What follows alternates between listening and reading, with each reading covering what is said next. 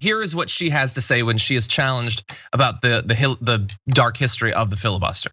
A lot of folks say that the filibuster is a relic of the Jim Crow era.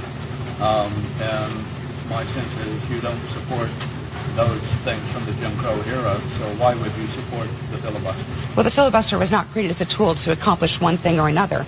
It was created as a tool to bring together members of different parties to find compromise and coalition. It was designed to be a place where you cooled the passions of the House, where you work together to find the compromise, and importantly, where you protect the rights of the minority from the majority, regardless of which party is in the majority at the time. Now, so a lot of what she said is ahistorical nonsense. It was used like 50% of the time for the first 50 years of its use was to stop civil rights legislation. So it definitely was a tool designed for that. However, there is a bit of truth in what she says at the end, which is it's meant to protect the rights of the minority regardless of which party is in power.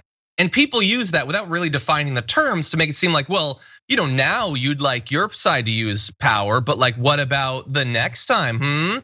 The minority, we're talking politically. No, it's the wealthy.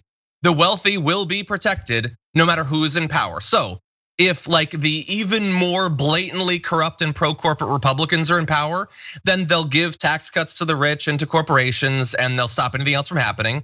And if like the people get so fed up with it that they finally get through all the voter suppression and the way the Senate is fundamentally unrepresentative and the Electoral College and all that they get the Democrats in power, then even if some of the Democrats are willing to change the policy and far too few of them will, doesn't matter. Republicans are still in power. As long as they can maintain just a little bit of popular support, they will be able to control basically everything. In fact, I saw the Brennan Center for Justice has a projection by 2040, given projected population growth, 2/3 of Americans will be represented by just 30% of the Senate.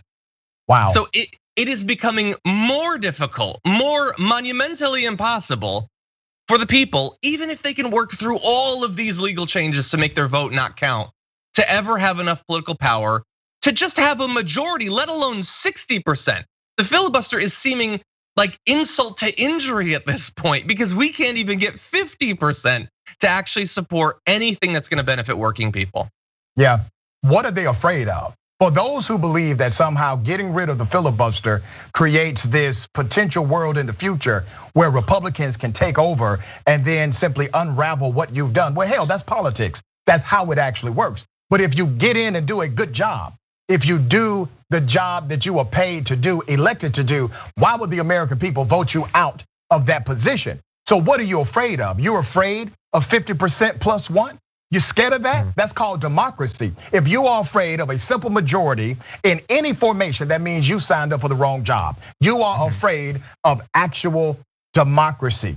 And all of this, well, what may happen in the future? Well, yeah, that's what we're talking about.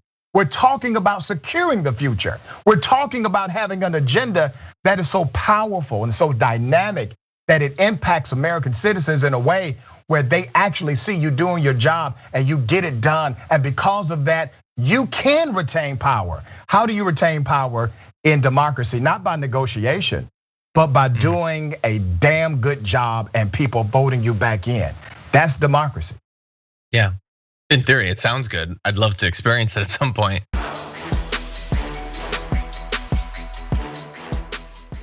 Check out the Damage Report podcast each day, wherever you get your podcasts, whether Pocket Casts or Stitcher or iTunes. You can join me as I give you the news and stories you want with a range of co-hosts and interview guests jumping in on the fun each day. Again, that's the Damage Report, wherever you get your podcasts. And if you get them at iTunes, don't forget to rate and review. Sometimes I'll read them live on the show.